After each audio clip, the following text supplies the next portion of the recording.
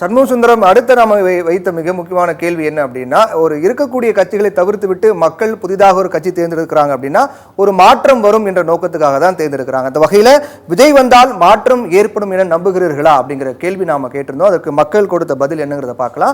ஆமா, விஜய் வந்தால் ஒரு பெரிய மாற்றம் ஏற்படும் என 47 விழுக்காடு மக்கள் கருத்து தெரிவித்திருக்காங்க.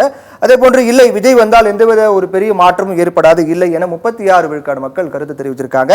இந்த கேள்விக்கு பதில் கூற விருப்பம் இல்லை, எந்த கருத்தும் இல்லை என 17 விழுக்காடு மக்கள் கருத்து தெரிவித்திருக்காங்க. அப்போ இந்த விஜய் வந்தால் ஒரு பெரிய மாற்றம் ஏற்படும் என 47 விழுக்காடு மக்கள், அதிக மக்கள் அதுக்கு தான் கருத்து தெரிவித்திருக்காங்க. சண்முக சுந்தரம். பிரவீன், அதே போன்ற அடுத்ததா ஒரு கேள்வி, அதுவும் விஜயின் கட்சியை தொடர்பான ஒரு கேள்வி தான் வைத்திருந்தோம்.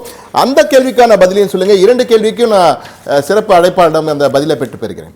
அடுத்து நாம கேட்கப்பட்ட கேள்வி அப்படிங்கிறது, விஜயனுடைய தமிழக வெற்றி கழகம் கட்சிக்கு வாக்கு அளிப்பீர்களா அப்படிங்கிறதா. டைரக்டா நம்ம விஜய்க்கு ஓட்டு போடுவீங்களா அப்படிங்கிற வகையில கேட்கப்பட்ட ஒரு டைரக்டான கேள்வியாக கூட நம்ம பார்க்கலாம். விஜயனுடைய தமிழக வெற்றி கழகம் கட்சிக்கு வாக்கு அளிப்பீர்களா அப்படின்னு நம்ம கேட்கப்பட்ட கேள்விக்கு ஆமா, விஜய்க்கு நாங்க ஓட்டு போடுவோம், தமிழக வெற்றி கழகத்தை நாங்க ஓட்டு போடுவோம் அப்படின்னு 41 விழுக்காடு மக்கள் கருத்து தெரிவித்திருக்காங்க.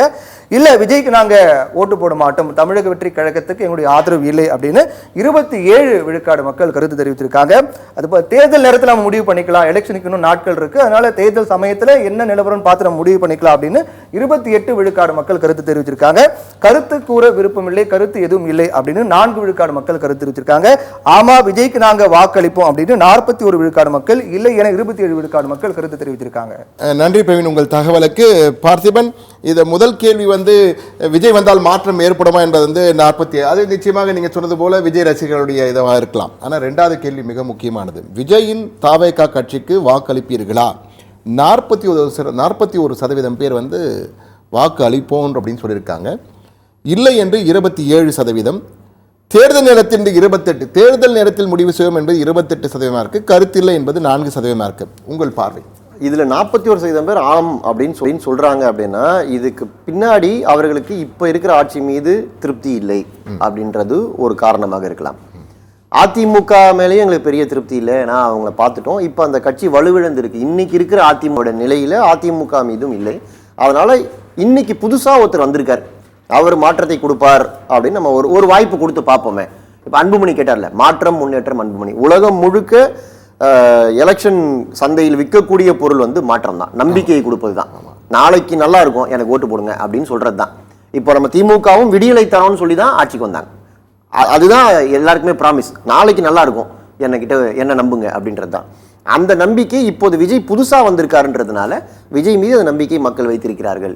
அந்த நம்பிக்கை ஏற்கனவே இருந்த பழைய பிளேயர்ஸ் மேல குறையுது அப்படின்றத நம்ம இதன் மூலமா தெரிஞ்சு. 41 27% இல்லைன்னு சொல்லியிருக்காங்க, 28% தேர்தல் நேரத்தில் முடிவு சொல்லியிருக்காங்க. அதை பார்க்கும்போது கூட்டுத்தொகை அதிகமா இருக்கு. இது ரெண்டுமே பார்க்கணும். தேர்தல் நேரத்தில் முடிவுன்றவங்களும் இல்லைன்னு சொல்றவங்களும், இல்லைன்னா இன்னைக்கு எனக்கு இல்லை, நாளைக்கு பார்ப்போம். 2வது 28%, இது எப்போ, இது ரொம்ப சீரியஸான ஓட்டர்ஸ். அவங்க ஒரு வாரம் முன்னாடி, ஒரு மாசம் முன்னாடி, இல்லை ஏதாவது ஒரு பெரிய நிகழ்வு நடந்துச்சு அப்படின்னா அதை ஒட்டி தான் தங்களுடைய வாக்கு யாருக்குன்னு தீர்மானிப்பாங்க. இப்போ நீங்க சொல்ற 41மே யங் ஓட்டர்ஸா இருக்கலாம். இதுல ஒரு முக்கியமான ஸ்டாட்டிஸ்டிக்ஸ் என்னன்னா, இன்னைக்கு ஓட்டர் டேட்டா படி தமிழகத்துல 40 வயசுக்கு கீழே இருக்கிறவங்க கிட்டத்தட்ட 20 40% 50% பேர் இருக்காங்க. ஸோ 18-19 வயசுல இருக்கிற ஃபர்ஸ்ட் டைம் ஓட்டர்ஸ் மட்டுமே தமிழ்நாட்டில் 6,51,000 பேர் இருக்காங்க. 20 to 29 வயசுக்குள்ள இருக்கவங்க 1,06,00,000 பேர் இருக்காங்க. அது கிட்டத்தட்ட 18% ஓட்டர் சதவீதத்தை 18. 30-39 வயசுக்குள்ள இருக்கவங்க 1,29,28,362. இது 21%. ஸோ இதை நீங்க கூட்டினீங்க அப்படின்னா கிட்டத்தட்ட 40% தாண்டுது. அதனால இது ரொம்ப ரொம்ப முக்கியமான ஒரு ஃபேக்டர். இதை திமுக அதிமுக போன்ற பழைய கட்சிகள் இவர்களை எப்படி தக்க வைக்க போறாங்க, இல்லை இவங்களுக்கு எப்படி சொல்லி புரிய வச்சு அவங்க கட்சி பக்கம் கூப்பிட போறாங்கன்றது மிகப்பெரிய சேலஞ்ச். நிச்சயமா. கண்ணன், உங்கள் பார்வை கண்ணன்? 41% என்பது திமுக அதிமுக வேண்டாம் அப்படின்னு நினைக்கிறவங்க தான் நான் நினைக்கிறேன். ஏன்னா திமுக அதிமுக அவங்களுக்கு ஒரு சலிச்சு போச்சு. அதனால ஒரு மாற்றம் வேணும் அப்படிங்கிற விரும்புகிறவங்க தான் இப்போ விஜய்க்கு நாங்கள் ஓட்டு போடுறோம், விஜய்க்கு ஓட்டு போடுவோம்னு அவங்க உறுதியாக சொல்லியிருக்காங்கன்னா அந்த 41% பேர். பார்த்திபன் சொன்ன மாதிரி இந்த 41%-ல் கிட்டத்தட்ட 30% அதிகமானவர்கள் இந்த 40 வயசுக்கு உள்ளவங்க தான் நினைக்கிறேன். மற்றவங்க அந்த 41% இருப்பாங்களான்னு ஒரு சந்தேகம் நமக்கு இருக்குது இல்லை. ஏன்னா பெரும்பாலானவங்க இளைஞர்கள் மற்றும் அந்த மாணவ மாணவிகள் உள்ளிட்ட அந்த குறிப்பிட்ட வயதினர் தான் வந்து விஜய்க்கு வந்து அந்த ஆதரவு தெரிவிச்சிருக்காங்க. ஆனால் இல்லைன்னு சொல்கிறவங்க நீங்கள் சொன்ன மாதிரி நாங்கள் விஜயை ஏற்றுக்கலன்னா அந்த திமுக அதிமுக காரங்க தான் அந்த 27% நான் நினைக்கிறேன். அந்த 28% தேர்தல் நேரத்தில் முடிவெடுப்பார்கள் என்பது அவர்கள் அந்த நேரத்தில் அந்த மூன்றாவது கட்சிக்கு இந்த 70% போக திமுக அதிமுக தவிர மற்றவர்களுக்கு வாக்களிப்பவர்கள் தான் தேர்தல் நேரத்தில் முடிவெடுப்போம் அப்படின்னு சொல்லியிருப்பாங்கன்னு நான் நினைக்கிறேன். பார்த்திபன், இது இப்போ அண்மையில் நடந்த ஒரு தேர்தல் வந்து இலங்கை தேர்தல். இலங்கையில் இதே மாதிரி ஒரு ஃபினாமினாவை நம்ம பார்த்தோம். இப்போ உங்கள் தேர்தல் கருத்து கணிப்பும் அதை வந்து ஒத்து போகுது. அனுரகுமார திசநாயக்கா அதிபராக தேர்ந்தெடுக்கப்பட்ட போது அவருக்கு நாடாளுமன்ற தேர்தல் மொத்தமே 3 MP தான். ஆமாம். அதுக்கப்புறம் நாடாளுமன்ற தேர்தல் நடக்குது.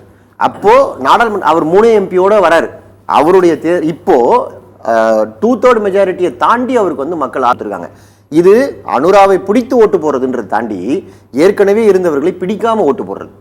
இல்லை, இவங்களை எனக்கு பிடிக்கல, இவங்களுக்கு பல முறை நான் வாக்கு கொடுத்துட்டேன், இதனால நான் வந்து புதுசா எதுவுமே நடக்கல, யாரோ ஒருத்தர் வாங்க பரவாயில்ல, இப்போ நீங்க வந்திருக்கீங்களா அதனால சரி உங்களுக்கு போடுறேன். நிச்சயமா உங்க கருத்தை உங்க பதிவை நான் ஏற்றுக்கிறேன். ஆனா வந்து உங்க கருத்துல நான் மாறுபடுறேன். ஏன்னா இலங்கையும் தமிழ்நாடும் ஒருபோது இல்ல. இலங்கையின் சூழல் வேறு, தமிழகத்தின் சூழல் வேறு. யங்ஸ்டர்ஸ் உடைய மனநிலை ஒரு டெஸ்டடான ஒரு பிளேயருக்கு தான் கொடுக்கணுன்றதெல்லாம் தாண்டி ஒருவேளை அவர்களுக்கு பழைய பிளேயர்ஸை பிடிக்கல அப்படின்னு ஆயிடுச்சுன்னா புதுசா வர யாரையுமே ட்ரை பண்ணி பார்க்க அவர்கள் தயாராக இருக்கிறார்கள். நிச்சயமாக நீங்க சொன்னபோது இளைய தலைமுறையின் வாக்கு முழுமையா இருக்கும்னு நினைக்கிறீங்க. ஆனா இளைய தலைமுறை எத்தனை பேர் வந்து வாக்கு போட போறாங்கன்றது ரொம்ப முக்கியம். ஏன்னா வாக்குப்பதிவு பலர் வாக்கை அளிக்க வருவதில்லை என்பதுதான் சற்று வேதனையான விடயம்.